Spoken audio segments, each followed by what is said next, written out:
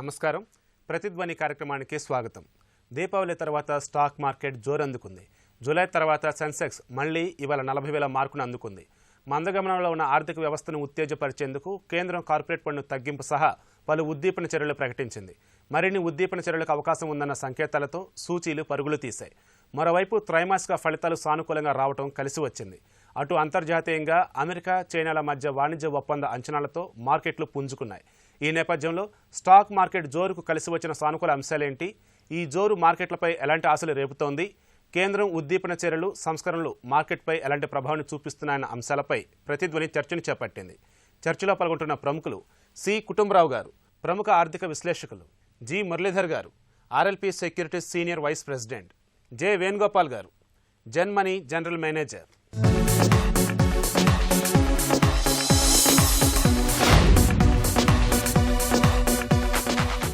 కుటుంబరావు గారు, దీపావళి తర్వాత stock market లాభాల బాట పట్టింది. ఇవాళ సెన్సెక్స్ 40,000 మార్కును దాటింది. స్టాక్ మార్కెట్ ఈ రకంగా పుంజుకోవడానికి ప్రధాన కారణాలను ఆర్థిక నిపుణులుగా మీరు ఎలా విశ్లేషిస్తారు? ర్యాలీ ఏదైతే స్టార్ట్ అయిందోనమాట, ఆర్థిక మంత్రి గారు ఎప్పుడైతే కార్పొరేట్ ట్యాక్సేషన్ తగ్గించి 35% నుంచి 25% చేసి ఒక స్ట్రింగ్ ఆఫ్ రిఫార్మ్స్ తీసుకున్నారో అప్పటి నుంచి మొదలైంది. అయితే క్లియర్లీ ఇక్కడ మనం ఒకటి ఆలోచించాల్సింది, ఆల్రెడీ న్యూ హైస్ ఏదైతే జూన్లో అప్పుడు ఫామ్ అయినాయో, లైక్ నిఫ్టీ వచ్చేసి 12,105, ఆ టైం అప్పుడు ఏదైతే కనుక 40,000 పైచీలకు అనమాట సెన్సెక్స్ వెళ్ళిందో, ఇప్పుడు సెన్సెక్స్ ఒకటి కొంచెం ముందుకు వచ్చింది కంపేర్ టు నిఫ్టీ కూడా. క్లియర్లీ ఇక్కడ చూస్తే కనుక లాప్ సైడెడ్గానే ఉంది. అంటే ర్యాలీలో అన్ని స్టాక్స్ పార్టిసిపేషన్ లేదనమాట. ఎందుకంటే కొన్ని పర్టికులర్గా పెద్ద స్టాక్సే పార్టిసిపేట్ అవుతున్నాయి. అండ్ ఇవాళ ర్యాలీ కూడా చూస్తే 40,000 పైచీలకు వెళ్ళడానికి బ్యాంకింగ్ సెక్టర్ బాగా హెల్ప్ చేసింది. And couple of natural gas stocks, GAIL లాంటివి కూడా బాగా పుంజుకున్నాయి. కాబట్టి వాళ్ళ 40,000 ప్లస్ క్రాస్ అయింది. మార్కెట్ చూస్తే కనుక ఎప్పుడైతే కనుక హ్యూజ్ వెల్త్ డిస్ట్రాయ్ అయిపోయిందో, especially mid cap stocks, small cap stocks, వీటిలోనమాట ఇన్వెస్టర్స్కి బెనిఫిట్ అనేది ఈ ర్యాలీ వలన చాలా తక్కువ వచ్చిందని చెప్పేసి అనొచ్చు. ఇవాళ ఎంత డివైడెడ్గా అయిపోయిందంటే మార్కెట్ అనమాట, ఓన్లీ వెరీ ఫ్యూ స్టాక్స్, దాదాపు అనమాట నిఫ్టీ టాప్ 100 అనుకోండి, లేకపోతే top 100 stocks 90% plus market capitalization ఉట్టి ఆ 100 స్టాక్స్ ఎంజాయ్ చేస్తుంది. మిగతా 5,000 చిల్లర స్టాక్స్ మొత్తం మార్కెట్ క్యాప్ కలిపేసి ఆ 7-8% కంటే కూడా లేదు. అండ్ ఇన్వెస్టర్స్ ఎక్కడ ఉంటారు? మ్యాక్సిమం ఆ 7-8% దాంట్లోనే ఉంటారు. కాబట్టి అక్రాస్ ద బోర్డ్ ర్యాలీ లేకపోవటం వలన చాలా తక్కువ మందికి ఈ ర్యాలీ బెనిఫిట్ అయింది. బట్ సింగిల్ ఫోర్మోస్ట్ రీజన్ ఏంటంటే, ఎక్స్పెక్టేషన్స్ పోస్ట్ కార్పొరేట్ ట్యాక్స్ తగ్గించిన తర్వాత కూడా పర్సనల్ ట్యాక్సేషన్ కూడా తగ్గిస్తారు, డివిడెండ్ డిస్ట్రిబ్యూషన్ ట్యాక్స్ కూడా తీసేస్తారు, లాంగ్ టర్మ్ క్యాపిటల్ గెయిన్స్ కూడా సవరిస్తారు. ఇట్లా ఇవన్నీ కూడా ఎక్స్పెక్టేషన్స్. ఎందుకంటే ఇక నవంబర్ వచ్చేసింది, బడ్జెట్ ప్రిపరేషన్ స్టార్ట్ అవుతుంది. నవంబర్ 2nd, 3rd వీక్ నుంచి ఇండస్ట్రీని అందరినీ కూడా ఇన్వైట్ చేయటం, ఆర్థిక మంత్రి గారు డిస్కషన్స్ చేయటం, ఇవన్నీ మొదలై బేసికల్లీ ఓ ప్రపోజల్స్ అంటూ డిసెంబర్ ఆఖరికల్లా కాంక్రీట్ అయిపోతూ ఉంటాయి. కాబట్టి ఎక్స్పెక్టేషన్స్ మార్కెట్లో కూడా ఎక్కువగా స్ప్రెడ్ అయ్యి ఖచ్చితంగా ఎక్కువ ఇంకా రిఫార్మ్స్ చేస్తారు. And India consumption driven economy అవటంతో ప్రజల చేతుల్లో ఎక్కువ డబ్బులు పెట్టడానికి కూడా ప్రభుత్వం చూస్తుంది. ఎందుకంటే కార్పొరేట్ ట్యాక్స్ తగ్గించడం వలన కంపెనీస్ బెనిఫిట్ అవుతున్నాయి, కానీ వాళ్ళు మొత్తం ఆ బెనిఫిట్ని కన్జ్యూమర్కి పాస్ చేస్తారో లేదో తెలియదు. బట్ కన్జ్యూమర్ చేతిలో ఎక్కువ మనీ పెడితే, ఎక్కువ డబ్బు పెడితే, లైక్ ఇప్పుడు 5 లక్షలు ఉంది గరిష్టంగా ఇన్కమ్ ట్యాక్స్ అనమాట, లిటరల్లీ కట్టకుండా మనం స్లాబ్ ఏదైతే ఉందో దాన్ని 10 లక్షలకి చేస్తారని. అదేవిధంగా హయ్యెస్ట్ ట్యాక్స్ కూడా దాదాపు 25%కే సేమ్ కార్పొరేట్కి తగ్గించినట్టు తగ్గిస్తారని. ఒక పక్కనేమో డిఫరెన్సియేషన్ వస్తుంది, ఏంటంటే రెవెన్యూస్ తగ్గుతాయి దానివల్ల కేంద్ర ప్రభుత్వానికి. దాంతో ఉన్న ప్రోగ్రామ్స్, ఉన్న హ్యూజ్ ఇన్వెస్ట్మెంట్స్ ఏదైతే ఇన్ఫ్రాస్ట్రక్చర్ కానీ వీటన్నిటిలో పెట్టగలుగుతారా లేదా అనేది ఇవన్నీ కూడా చూడాలి. But all in all stock market మాత్రం యూజువల్లీ ఈవెంట్స్ని ముందు యాంటిసిపేట్ చేస్తుంది. ఇప్పుడు మనం అది గుర్తుంచుకోవాలన్నమాట. యాక్చువల్గా అవ్వబోయే ఏదైతే ఉద్దీపన ప్యాకేజ్ అవనండి, లేకపోతే రిఫార్మ్స్ అవనండి, ఏదైనా సరే ముందే ఊహించుకుని మార్కెట్స్ ఎప్రిషియేట్ అవుతూ ఉంటాయి. ఆ విధంగానే ఇప్పుడు ఎప్రిషియేట్ అయింది. అయితే ఇది ఒక ఫాల్స్ మూవ్ అవుతుందా, తప్పటడుగు అవుతుందా ఏంటనేది నెక్స్ట్ ఫ్యూ వీక్స్ గవర్నమెంట్ తీసుకునే స్టెప్స్, దాంతో ఈ మొమెంటం ఏదైతే ఉందో ఇది కంటిన్యూ అవుతుందో కూడా చూడాల్సి వస్తుంది. దేశీయంగా అంచనాలు ఈ రకంగా ఉన్నాయి, కానీ అంతర్జాతీయంగా అమెరికా, చైనా మధ్య వాణిజ్య ఒప్పందం ఏవైతే ఉంటాయో దానికి సంబంధించి కూడా కొన్ని అంచనాలు వేసుకుంటూ ఉన్నారు. దానివల్ల కూడా ఇక్కడ సానుకూలంగా సంకేతాలు ఇస్తూ ఉన్నాయంటారు మన దేశీయ మార్కెట్లపై. ఇదివరకు అంత ఇంపాక్ట్ ఇప్పుడు దేశీయ మార్కెట్ పైన లేదండి. గ్లోబల్ ఈవెంట్స్ మనం కేర్ఫుల్గా అబ్జర్వ్ చేస్తాం. ఎందుకంటే యుఎస్ చైనా ట్రేడ్ వార్ ఏదైతే మొదలైందో స్టార్టింగ్లో ఏదైతే ఆ ట్రేడ్ వార్ వలన కాస్త ఇంపాక్ట్ ఏదైతే మన దేశం పైన పడిందో ఆ తర్వాత డైల్యూట్ అయిపోయింది. ఎందుకంటే బేసికల్లీ చైనా కూడా ఏం చేసిందంటే చైనా దగ్గర నుంచి ఇండస్ట్రీస్ షిఫ్ట్ అవుతున్నాయి. లార్జ్ కంపెనీస్ ఏవైతే ఉన్నాయో వాళ్ళు కొన్ని డెస్టినేషన్స్ లైక్ ఫిలిప్పైన్స్ అవనండి, వియత్నాం అవనండి, ఇట్లా ఇటుకి షిఫ్ట్ అవ్వటం కానీ ఎన్కాష్ చేసుకొని అక్కడి నుంచి చేయటం అల్టిమేట్లీ యూఎస్ఏ బెండ్ అవ్వాల్సి వచ్చింది. లైక్ ఎందుకంటే యూఎస్లో అగ్రికల్చర్ ప్రోడక్ట్స్ ఏదైతే ఎక్స్పోర్ట్స్ చైనాకి వెళ్తాయో అవి చాలా వరకు అనమాట అక్కడ down trend, prices down trend వచ్చి అక్కడ రైతులు అనమాట సఫర్ అవటం. దాంతో యుఎస్ గవర్నమెంట్ కొంచెం సరళీకృతంగా వెళ్ళనమాట ఇప్పుడు చైనా ఇంపోర్ట్ చేసుకునేటట్టు అనమాట ఆ ఫుడ్ స్టఫ్ని అదంతా కూడా కాస్త వార్ సద్దుమణిగిందని అనుకుంటున్నాను. మురళీధర్ గారు, కేంద్రం ప్రకటించిన ఉద్దీపన చర్యలు మరిన్ని ఉద్దీపనలు ఉండొచ్చన్న సంకేతాలు మార్కెట్లకు ఎలాంటి ఉత్తేజాన్ని ఇచ్చాయంటారు? కేంద్రం ప్రకటించిన ఉద్దీపనాలే కానీ ప్రకటించబోయే ఉద్దీపనాలే కానీ తప్పకుండా ఉత్తేజాన్ని ఇచ్చింది మార్కెట్కి. అయితే సాంకేతికంగా ఇక్కడ మనం కొన్ని విషయాలు చర్చించుకోవాల్సిన అవసరం ఉంటుంది. గత 2 ఏళ్లుగా ఎఫ్ఐఎస్ కంటిన్యూస్ సెల్లర్స్ ఉన్నారు, మనం డిఐఎస్ కొనుక్కుంటూ వెళ్తున్నారు అనమాట. అలాంటప్పుడు ఒక స్టేజ్లో అక్యుములేషన్ అనేది చాలా వరకు అయిపోయింది. సో ఇప్పుడు ఎఫ్ఐఎస్ సెల్లింగ్ అనేది కొంతవరకు ఆగింది. సో ఎఫ్ఐఎస్ సెల్లింగ్ ఆగినప్పుడు డిఐఎస్ దగ్గర స్టాక్స్ ఉన్నప్పుడు ఇంకా స్టాక్ మార్కెట్ పడటానికి కిందకి ఛాన్సెస్ చాలా తక్కువ. అంటే ఇక్కడ ఎఫ్ఐఎస్ ఏమమ్మాయి, డిఐఎస్ ఏం కొన్నాయి, ఓన్లీ నిఫ్టీ స్టాక్స్ కొన్నాయి, లార్జ్ క్యాప్ స్టాక్స్ మాత్రమే డిఐఎస్ కొన్నారు. సో లార్జ్ క్యాప్ మాత్రమే ఎఫ్ఐఎస్ అమ్మారు. సో ఇప్పుడు ఏమైంది, ఈ లార్జ్ క్యాప్ స్టాక్స్ ఏవైతే ఉన్నాయో డిఐఎస్ దగ్గర అక్యుములేషన్ అయిపోయింది. సో ఇలాంటి పరిస్థితిలో నిఫ్టీ సెన్సెక్స్ స్టాక్స్ చాలా స్ట్రాంగ్గా అక్యుములేషన్ అయింది. సో ఇప్పుడు మనం చూసుకున్నట్టయితే ఒక రోజులో 500 పాయింట్ల సెన్సెక్స్ పెరగటము, లేదా 1200 పాయింట్ల సెన్సెక్స్ పెరగటము, లేదా 800 పాయింట్ల సెన్సెక్స్ పడిపోవటము, లేదా బ్యాంక్ నిఫ్టీ వచ్చేసి 5000 పాయింట్లు పెరగటము. సో ఇంత ఒడిదుడుకులు అనేది స్టాక్ మార్కెట్లో ఎప్పుడు కూడా హెల్తీ సైన్ కాదు. అంటే దీన్ని బట్టి మనకు ఒకటి ఏమనిపిస్తుంది అంటే వెరీ క్లియర్గా డిఐఎస్ చేతిలోకి స్టాక్స్ వెళ్ళినాయి కాబట్టి డిఐఎస్ అనుగుణంగా మార్కెట్ పెరుగుతుంది లేదా మార్కెట్ తగ్గుతుంది. సో ఇక్కడ ఇన్వెస్ట్ అనేవాళ్ళు చాలా జాగ్రత్తగా మెలకువతోటి ఉండి చేసుకోవాల్సింది తప్పించి ఇవాళ ఏదో కేంద్ర ప్రభుత్వం ఉద్దీపనాలు ప్రకటించింది కాబట్టి ఈ స్టాక్ మార్కెట్ పెరిగింది అనడానికి మనం బలంగా చెప్పడానికి అవకాశం లేదు. ఇక్కడ ఇప్పుడు ఎకానమీ చూసుకున్నప్పుడైతే 2016లో 9% ఉన్న జీడిపి ఇవాళ 5%కి వచ్చింది. సంతోషకరమైన విషయం ఏంటంటే ఇప్పుడైనా కానీ ప్రభుత్వం రియలైజ్ అయ్యి ఏదో ఉద్దీపనాలు ఇవ్వాలి అని చెప్పి ఒక సంకేతం వచ్చింది. అయితే ఈ ఉద్దీపనాలని ఎఫ్ఐఎస్ ఏ విధంగా తీసుకుంటాయి అంటే వాటికి అనుకూలంగా ఉన్నాయి అని అనుకుంటాయా? సపోజ్ వాటికి డివిడెండ్ డిస్ట్రిబ్యూషన్ ట్యాక్స్ అని లాంగ్ టర్మ్ క్యాపిటల్ కానీ షార్ట్ టర్మ్ క్యాపిటల్ కానీ దానిలో మార్పులు చేర్పులు చేసినప్పుడు అయితే ఎఫ్ఐఎస్కి అది అనుకూలంగా ఉంటుంది అని అంటే మళ్ళీ ఎఫ్ఐఏ కనుక బయింగ్ వచ్చినట్టయితే అప్పుడు స్టాక్ మార్కెట్లో పుంజుకోవడానికి అవకాశాలు ఉన్నాయి. టెక్నికల్గా స్టాక్స్ బాటమ్ అయ్యింది కాబట్టి ర్యాలీ వచ్చింది తప్పించి ఇది రియల్గా ర్యాలీ అని డిఫైన్ చేయడానికి వీల్లేదు.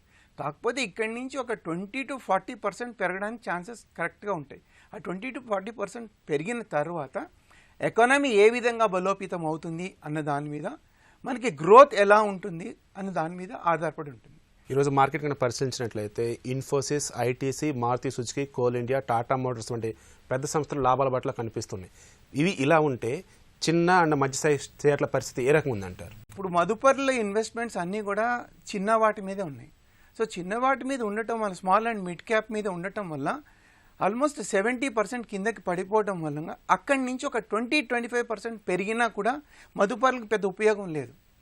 సో ఎటొచ్చి ఇక్కడి నుంచి కనీసం ఒక 50% పెరిగితే ఏమన్నా అవకాశం ఉంటుంది. ఎన్బిఎఫ్సిలో లిక్విడిటీ అనేది క్రియేట్ చేసి సో సిస్టంలోకి ఫండ్స్ కనుక వచ్చినట్టయితే త్రూ బ్యాంక్స్ కానీ త్రూ ఎన్బిఎఫ్సి కానీ ప్రమోటర్స్కి ఫండింగ్ ఇచ్చినట్టయితే మార్కెట్ ఇంప్రూవ్ అవడానికి అవకాశం ఉంటుంది. వేణుగోపాల్ గారు, వ్యాపార సంస్థల త్రైమాసిక ఫలితాలు సానుకూలంగా రావటం మార్కెట్పై ఎలాంటి ప్రభావాన్ని చూపించాయంటారు? డెఫినెట్గా బాగుందండి. ఎందుకంటే ఆర్థిక మాంద్యం అని చెప్పి ఒక పక్క, తర్వాత గ్లోబల్ ట్రేడ్ వార్ అని చెప్పేసి తర్వాత గ్రోత్ స్లో డౌన్ అవుతుందని చెప్పేసి రకరకాల ఇంటర్నేషనల్ ఆర్గనైజేషన్స్ ఎక్స్ప్రెస్ చేయడం, ఇవన్నీ చూస్తే ఏంటంటే కొంత మన దగ్గర కూడా ఆటో సేల్స్ స్లో డౌన్ అవటం, తర్వాత ఎక్కువగా కన్జంప్షన్ అనేది ఎక్కువగా లాస్ట్ కపుల్ ఆఫ్ మంత్స్లో మనం చూడలేకపోవడం, ఇవన్నీ చూస్తుంటే quarterly results are corporate results ఎలా వస్తాయని చెప్పి ఒక సందిగ్ధత అయితే ఉంది.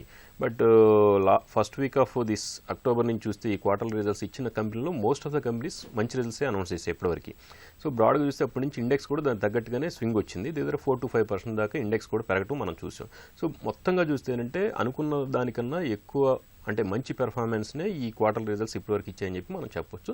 సో దానికి తగ్గట్టుగా మిగతా న్యూస్ ఫ్లోస్ కూడా సపోర్ట్ చేసాయి కాబట్టి అంటే ట్రేడ్ వార్ కొంత సద్దుమణుగుతుందని చెప్పేసి ఒక అంచనా కావచ్చు, లేకపోతే జియో పొలిటికల్ టెన్షన్స్ అంతగా ఎస్కలేట్ అవ్వకపోవచ్చు అనే ఒక ఇది కావచ్చు, లేదు ఇక్కడ కూడా కొంత కార్పొరేట్ ట్యాక్స్ కట్ చేసిన తర్వాత మరిన్ని ట్యాక్స్ కట్స్ కూడా ఉంటాయి అని చెప్పి అంచనాలు రావడం కావచ్చు. ఇవన్నీ కూడా అంటే మొత్తంగా కూడా డేటా పాయింట్స్ కూడా కొంచెం సపోర్ట్ చేస్తూ న్యూస్ ఫ్లోస్ కూడా సపోర్ట్ చేసేటప్పటికి ప్లస్ రిజల్ట్స్ కూడా బాగుండేటప్పటికి మొత్తంగా మార్కెట్ బాగానే ఉందని చెప్పి చెప్పాలి. కేంద్ర ప్రభుత్వం తీసుకుంటున్న సంస్కరణలతో ఈ జోరు ఎంతకాలం కొనసాగుతుందంటారు? కార్పొరేట్ ట్యాక్స్ తగ్గించడం వల్ల దగ్గర 1,45,000 కోట్ల రెవెన్యూ లాస్ అనేది గవర్నమెంట్కి ఉంది.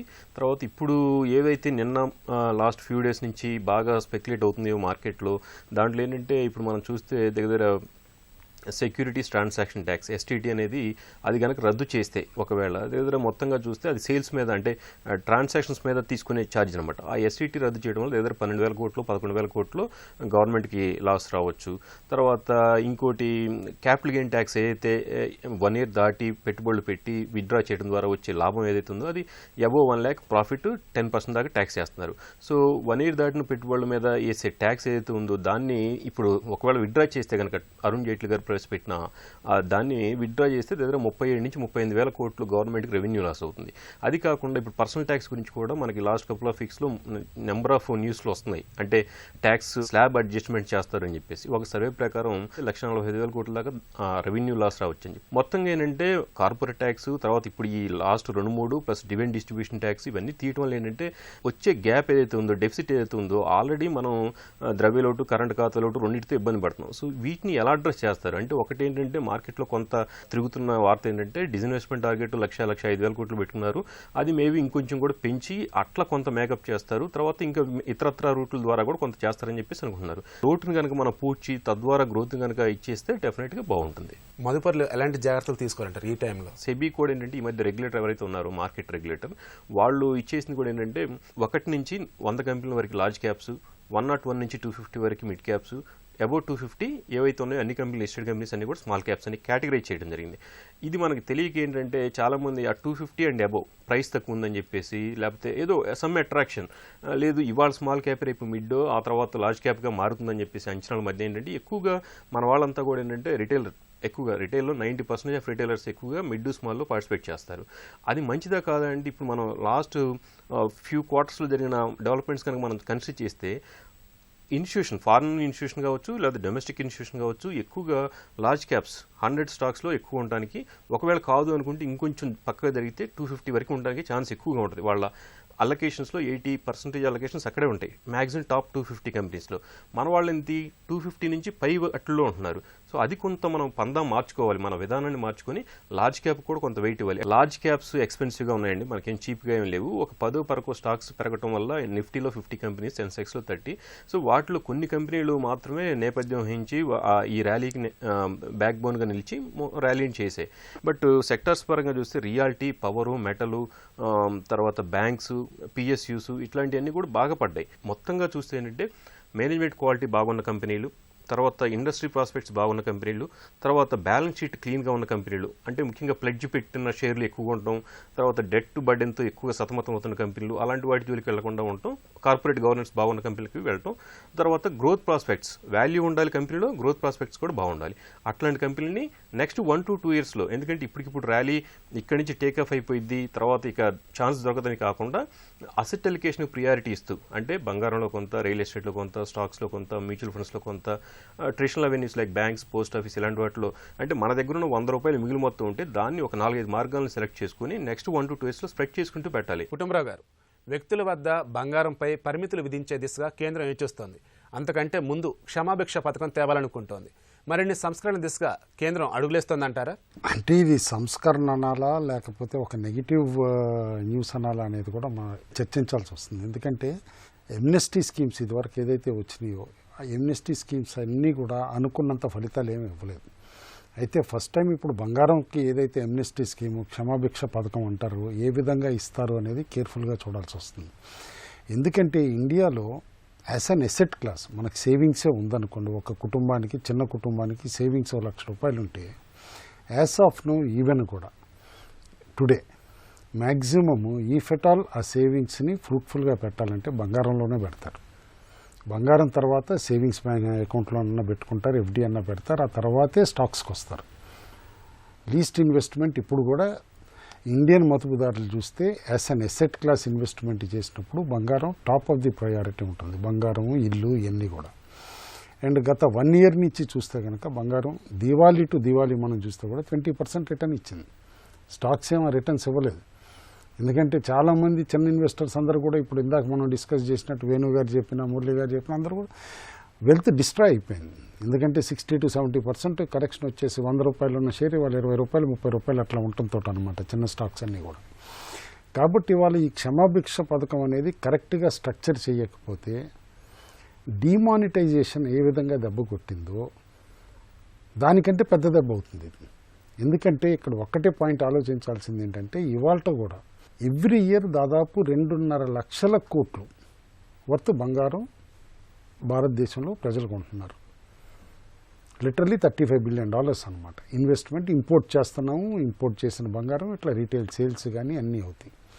మీరు రిస్ట్రిక్షన్ పెట్టారే అనుకుందాం బంగారం పైన, సరే ఒక కుటుంబానికి 500 గ్రాములు ఆర్ మహా అయితే కిలో మీరు పర్మిట్ చేసి మిగతాది అసలు కొనకూడదు అని అన్నారు అనుకోండి. ఏమేస్తారు? 1 time ట్యాక్స్ వేస్తారా?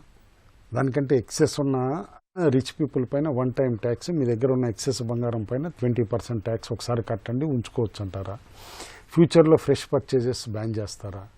ఫ్రెష్ పర్చేజెస్ ఈ లిమిట్ కంటే ఎక్కువ కొనేటట్టయితే ఇంత ట్యాక్స్ కట్టాల్సి వస్తుంది అని చెప్పేసి అని కన్జంప్షన్ ఏమైనా తగ్గించడానికి చూస్తారా? ఇవన్నీ చేసే ముందు ఒక ఫ్రూట్ఫుల్గా ఒక మనిషికి ఉన్న సేవింగ్స్ ఏదైతే ఉందో, కుటుంబానికి ఉన్న సేవింగ్స్ ఏదైతే ఉందో అది ఇన్వెస్ట్ చేసి డీసెంట్ రిటర్న్ వచ్చేటట్టు. ఇప్పుడు గవర్నమెంట్ ఎంప్లాయీస్ ఉన్నారు, పిఎఫ్ కానీ దీంట్లో ఎష్యూర్డ్ రిటర్న్ ఎందుకు ఇస్తున్నాం? ఇంట్రెస్ట్ మార్కెట్ రిలేటెడ్ ఇంట్రెస్ట్ కంటే ఎక్కువ ఎందుకు ఇస్తున్నాం? అట్లీస్ట్ రిటైర్మెంట్ తర్వాత వాళ్ళకి సేఫ్టీ ఉంటుంది కాస్త ఇదని చెప్పేసి. కామన్ మ్యాన్కి వాళ్ళ సేవింగ్స్కి ఒక ఎష్యూర్డ్ రిటర్న్ వచ్చే ఇన్వెస్ట్మెంట్ క్లాస్ ఎందుకు పెట్టట్లేదు? అసెట్ క్లాస్ అది క్రియేట్ చేయకుండా ఈ మూవ్ చేస్తే మాత్రం నేను అనుకోవటం పాజిటివ్ కంటే కూడా నెగిటివ్ ఇంపాక్ట్ చాలా ఎక్కువ ఉంటుందని definitely this is my personal analysis. Market narrow అయిపోయింది, ఫ్యూ ఇన్స్టిట్యూషనల్ పార్టిసిపేషన్ అయిపోయింది, చిన్న మదుపుదారులు చాలామంది ఎలిమినేట్ అయిపోయారు. ఆ ఎలిమినేట్ అవుతా ఇప్పుడు కొత్త పాలసీలకి మీరు అన్నట్టు బంగారం పైన దీనిపైన కూడా అంటే కనుక అదొక అనార్కీను కయోస్ క్రియేట్ చేస్తుంది. కానీ గవర్నమెంట్కి ఏమన్నా ఫలితం ఇస్తుందా అనేది మాత్రం నాకు డౌట్. ఎందుకంటే దీనిపైన చర్చ రావాలి పబ్లిక్లో. మీరు గుర్తు తెచ్చుకుంటే కనుక డిమానిటైజేషన్ అప్పుడు కూడా ఈ రూమర్స్ వచ్చినాయి. అప్పుడు ఆడవారు అందరూ కూడా చాలా కన్సర్న్ ఎక్స్ప్రెస్ చేసి ఏంటి బంగారం పైన లిమిట్ అంటున్నారంట, ఇది అంటున్నారు. ఇవాళ ఫ్రెష్గా మళ్ళీ స్టోరీ వచ్చింది. బట్ ఇది ఈసారి రియాలిటీ అన్నట్టు. ఎందుకంటే మధ్యాహ్నం స్టోరీ వచ్చిన దగ్గర నుంచి నేను కూడా ఢిల్లీలో ఉన్న కాంటాక్ట్స్ దీన్ని బట్టి మాట్లాడుతూ ఉంటే కపుల్ ఆఫ్ జాయింట్ సెక్రటరీస్ అంటాం ఏంటంటే there is a very distinct possibility, దీనిపైన అనలైజ్ చేస్తున్నాం, డెఫినెట్లీ ఈ బడ్జెట్లో ఉండొచ్చు అన్నట్టు కూడా చెప్తున్నారు. బట్ డెఫినెట్లీ ఇది నెగిటివే ఉంటుందని చెప్పేసి నేను అనుకుంటున్నాను. ఎందుకంటే ఇవాళ ఏ నూక్ అండ్ కార్నర్ భారతదేశంలోకి వెళ్ళినా సరే ప్రతి చిన్న ఫ్యామిలీ సేవింగ్స్కి పుస్తుల దగ్గర నుంచి కూడా బంగారం ఎంతో కొంత ఒక 50 గ్రాములు, 100 గ్రాములు, 200 గ్రాములు దాచుకోవటం అంటూ ఉంటుంది. కాబట్టి మీరు ఓన్లీ రిచ్ పీపుల్ని ట్యాక్స్ చేస్తారా ఎక్కువ గోల్డ్ ఉన్నాలని, లేకపోతే అక్రాస్ ద బోర్డ్ అనమాట అసలు గోల్డ్ కన్జంప్షన్ తగ్గిద్దాం అనుకుంటున్నారా? సో దట్ 2.5 లక్షల కోట్లు ఎవ్రీ ఇయర్ ఏదైతే బంగారం పైన ప్రజలు ఖర్చు పెడుతున్నారో దాన్ని ఒక 50,000కే తగ్గించేసి మిగతా 2 లక్షలు వేరే చోట దాచుకునేటట్టు ఇన్వెస్ట్మెంట్ చేసేటట్టు. మరి వేరే చోట దాచుకునేటట్టు అయితే దానికి ఏ అవెన్యూ ఇస్తున్నారు మీరు? వేరే మ్యూచువల్ ఫండ్స్ ఏదన్నా ప్రాపర్గా ఎష్యూడ్ ఇంట్రెస్ట్ రేట్ తోటి ఏమైనా ఇన్స్ట్రుమెంట్స్, బాండ్స్ ఏమైనా తీస్తారా? ఇవన్నీ కూడా ఆలోచించాల్సి వస్తుంది. మురళీధర్ గారు, కేంద్రం తీసుకువచ్చిన సంస్కరణలు, ఉద్దీపన చర్యలతో ప్రస్తుతం మందగమనంలో ఉన్న ఆర్థిక వ్యవస్థ త్వరలో పరుగులు తీస్తుందని ముఖేష్ అంబానీ అన్నారు. ఎంత వేగంగా ఆర్థిక వ్యవస్థ పుంజుకోవచ్చంటారు? ఆర్థిక వ్యవస్థ కుంటుపడుతుందా లేదా పరుగులు తీస్తుందా అనేది మనం చెప్పడం చాలా కష్టం. ఈ ఆర్థిక మాంద్యం ఏదైతే ఉందో ఇది కేవలం టెంపరరీ అని చెప్పేసి అంబానీ గారు అన్నారు. కానీ ఇది టెంపరరీనా పర్మనెంటా అనేది మనం డెప్త్లోకి వెళ్ళి విశ్లేషించుకుంటే కానీ తెలియదు. 9% 2016లో ఉన్నది ఇవాళ 5.2%కి వచ్చింది జీడిపి. లాస్ట్ ఇయర్ 7.2% నుంచి ఇవాళ 5.2%కి వచ్చింది. సో ఇది బాటమ్ అవుట్ అయిందా జీడిపి? ఇక్కడి నుంచి జీడిపి గ్రోత్ ఉంటుందా? ఇప్పుడు మంది consumption driven story. Consumption driven స్టోరీలో మనం ఇప్పటికంతా సర్వీస్ సెక్టార్ మీద ఆధారపడి ఉన్నాం. అగ్రికల్చరల్ ఇన్కమ్ లేదు, ఎక్స్పోర్ట్స్ లేవు, ఇంపోర్ట్ డిపెండెన్సీ బాగా పెరిగింది. సో ఇవాళ ఏంటంటే కన్జంప్షన్ కంటే కూడా ప్రొడక్షన్ ఎక్కువ ఉంది. సో డిమాండ్ తక్కువ ఉంది, అన్ఎంప్లాయ్మెంట్ రేట్ పెరిగిపోతూ ఉంది. సో వీటన్నిటిని అడ్రస్ చేయడానికి కేవలం ప్రభుత్వం ఉద్దీపనాలు ఇస్తే ఏమీ సరిపోదు. అయితే దీన్ని ఎలా అడ్రస్ చేస్తుంది? ఇప్పుడు ఈ ఆర్థిక సంస్కరణలు ఏ విధంగా వాళ్ళు ప్రోత్సహిస్తారు? ఇప్పుడు ఎన్బిఎఫ్సి కుదేల్, బ్యాంకింగ్ సెక్టార్ కుదేల్. సో ఇప్పుడు బ్యాంకింగ్ సెక్టార్ని ఎలా రివైవ్ చేస్తారు? ఎన్బిఎఫ్సిని ఎలా రివైవ్ చేస్తారు? బ్యాంకింగ్ సెక్టార్ ఎన్బిఎఫ్సి రివైవ్ అయితేనే ఏదైనా దేశానికి ఒక బ్యాక్ బోన్, ఏదైనా ఒక ఇండస్ట్రీకి బ్యాక్ బోన్. ఇటువంటి టైంలో ఇన్వెస్ట్ చేద్దాం ఎవరైనా అనుకుంటూ ఉన్నట్లయితే ఒక ఎక్స్పర్ట్గా మీరు ఎలాంటి సూచనలు ఇవ్వదలుచుకున్నారు? ఇప్పటికైతేనండి మార్కెట్ బాటమ్ అవుట్ అయిపోయినట్టే చాలా క్లియర్గా కనపడుతుంది. సో ఇందాక కుటుంబరావు గారు చెప్పినట్టు ఫ్యూచర్ డిస్కౌంటింగ్ అవుతుంది. సో ఫ్యూచర్ డిస్కౌంటింగ్ అంటే రేపు రాబోయే నెగిటివిటీ ఏదైతే ఉందో ఇవాళ వచ్చింది. అంటే ఏంటి? నెగిటివిటీ అనేది చాలా వరకు క్లియర్ అయిపోయింది. అయితే లార్జ్ క్యాప్స్ని కొంతవరకు అవాయిడ్ చేయటం బెటర్ ఏమో అనిపిస్తుంది. కాకపోతే షార్ట్ టర్మ్ గెయిన్స్ కావాలి అని అంటే లార్జ్ క్యాప్లో ఉండటం better.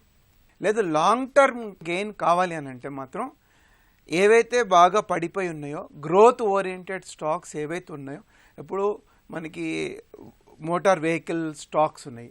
Motor vehicle stocks consumption లేకపోవటం బాగా బాటమ్ డౌన్ అయిపోయింది.